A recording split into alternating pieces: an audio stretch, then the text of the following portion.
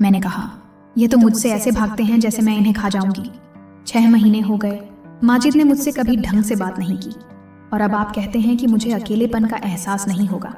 मैंने माजिद से कहा, अदनान भाई, जब कभी आप घर पर ना हो और माजिद घर आए और आपको घर पर ना पाएं, तो ये बाहर निकल जाते हैं। मुझे लगता है कि अगर आपने नाइट ड्यूटी वाली जॉब शुरू कर दी तो यह भी घर नहीं आएंगे। मेरी बात सुनकर भाई हंसने लगे और माजिद को फिर से मुखातिब करते हुए बोले, माजिद, क्या ये सच कह रही है? माजिद ने एक बार फिर सिर उठाकर मुझे देखा और कुछ कहने ही वाला था कि अदनान भाई बोल पड़े, माजिद, मुझे तुम पर और आसमा दोनों पर पूरा भरोसा है। मेरा ख्याल है कि मेरी गैर मौजूदगी में अब आसमा को अकेलेपन का एहसास नहीं होगा। अदनान भाई की बात सुनकर माजिद कुछ बोलने वाला था, लेकिन अदनान भाई फिर बोल पड़े, बस अब ये टॉपिक बंद। आसमा, जा चाय बना कर ला। मैं उठकर किचन में चली गई। जब वापस आई तो कमरे का माहौल बदल चुका था। दोनों कहकहे लगाकर हंस रहे थे। मैं चाय लेकर कमरे में दाखिल हुई और हम सब ने मिलकर चाय पी। इस दौरान मैंने नोट किया कि माजिद बात करते करते चोरी छिपे मुझे देखता और जैसे ही मेरी नज़र उससे मिलती वह नज़रें दूसरी तरफ कर लेता।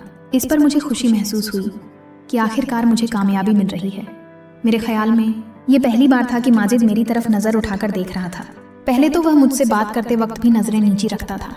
भाई ने माजिद से कहा, कल से तुम अपनी जॉब पर जाते वक्त आसमा को उसके कॉलेज ड्रॉप कर दिया करना। वापसी में ये खुद लोकल ट्रेन से आ जाएगी। मैं रात को ड्यूटी पर रहूँगा, तुम उसका ख्याल रखना। मुझे कोई शिकायत नहीं मिलनी चाहिए।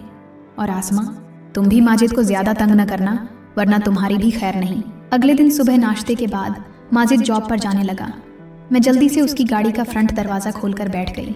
वह गाड़ी में बैठा, एक नज़र मुझे देखकर गाड़ी चलाने लगा। वह खामोश था। मैंने बात शुरू की और कहा, माजिद, तुम जितना मुझसे दूर भागोगे मैं उतना ही तुम्हारे पास आऊँगी। मैंने कहा था ना कि मैं तुम्हें पसंद करती हूँ और तुम्हें हासिल करके रहूँगी। वह मेरी बातें खामोशी से सुनता रहा और मुझे कॉलेज के बाहर ड्रॉप करके चला गया। दोपहर को जब मैं घर आई तो अदनान भाई सो रहे थे। मैंने कपड़े वॉशिंग मशीन में डाले और टीवी लगाकर देखने लगी। शाम को माजिद आए तो मैंने उन्हें भी चाय पेश की। इतने में अदनान भाई भी उठ गए और जॉब पर जाने के लिए तैयार होने लगे। मैंने उनसे पूछा, आज रात के खाने का क्या मूड है? अदनान भाई बोले, मैं तो जॉब पर रहूँगा। बेहतर है कि जब तक मेरी नाइट जॉब है तुम लोग बाहर से ही खाना खा लिया करो। ये सुनकर मैं खुशी से उछल पड़ी कि आज मैं पहली बार माजिद के साथ बाहर खाने और होटलिंग के लिए जाऊंगी। भाई के जॉब पर जाने के बाद मैं टीवी देखती रही, जबकि माजिद अपना लैपटॉप लेकर अपने कमरे में चला गया।